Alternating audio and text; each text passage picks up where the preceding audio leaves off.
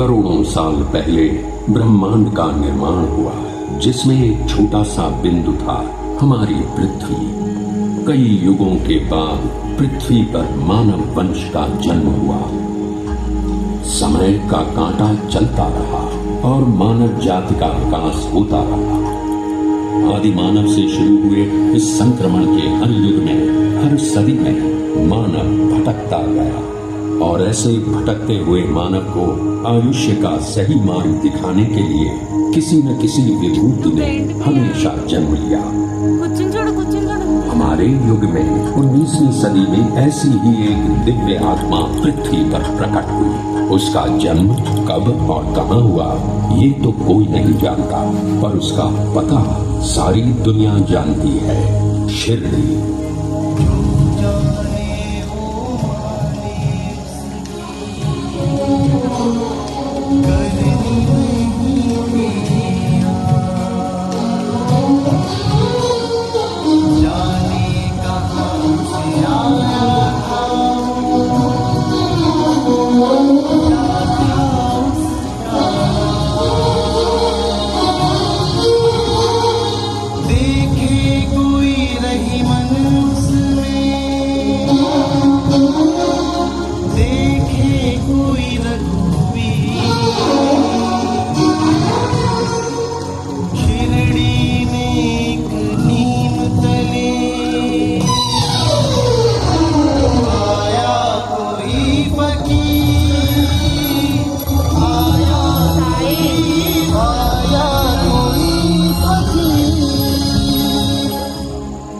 बदन पर कफनी, सर पर रुमाल, लंबे हाथ और कृपालु आंखों वाले इस फकीर ने गांव की एक पुरानी टूटी फूटी मस्जिद में अपना डेरा डाल दिया और इस मस्जिद का नाम रखा द्वारका माई।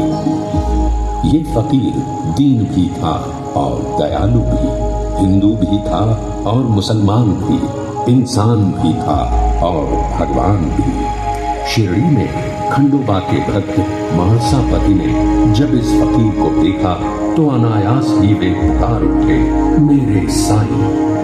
आज वही साईं पूरी दुनिया का साईं बाबा बन चुका है। बाबा के दरबार में किसी से घृणा नहीं, किसी से द्वेष नहीं, है तो सिर्फ प्रेम और क्षमा।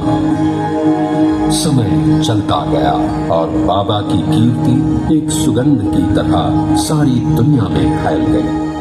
दादा साहेब खापर्डे से लेकर लोकमान्य तिलक तक कितने समाज मान्य नेता सिर्फ बाबा से मिलने और उनका आशीर्वाद लेने इसी शिरडी में आ चुके हैं। पंच तत्व हो वश में जिसके, उसको क्या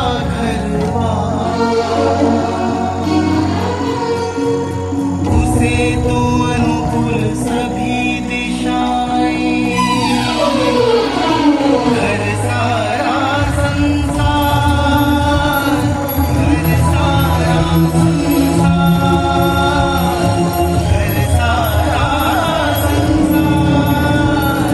घर सारा संसार, घर सारा सच्चे प्रेम से शिरडी में आने वाले किसी भी भक्त को बाबा ने कभी खाली हाथ वापस नहीं भेजा।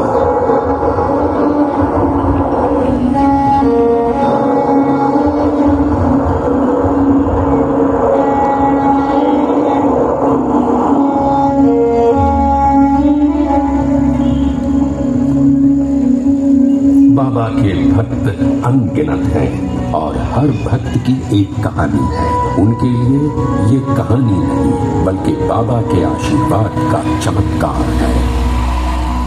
100 साल से ज्यादा समय बीतने के बाद भी ये कहानियां शिरडी के साथ हमेशा हमेशा के लिए जुड़ी हुई है। बाबा की मानव जाति को सबसे बड़ी देन अगर कोई है तो वो है उनका मंत्र, श्रद्धा और सबूरी।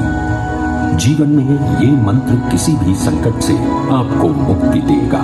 आपको सिर्फ अपने आदर्शों पर श्रद्धा रखनी है और मन में धीरज। जीवन का पूरा अर्थ इन 2 शब्दों में बाबा ने बताया है।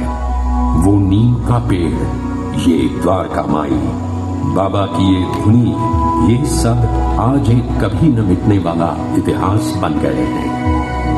पूरी दुनिया से यहाँ भक्त आते हैं और उनके मुंह में एक ही बात होती है, बाबा का बुलावा आया है। बाबा के दरबार में कोई धर्म नहीं, कोई जाति नहीं, कोई अमीर नहीं, कोई गरीब नहीं। यहाँ आने वाला हर मनुष्य सिर्फ बाबा का भक्त होता है। हर एक की कामना पूरी करने वाले बाबा कहते थे, सबका मालिक एक।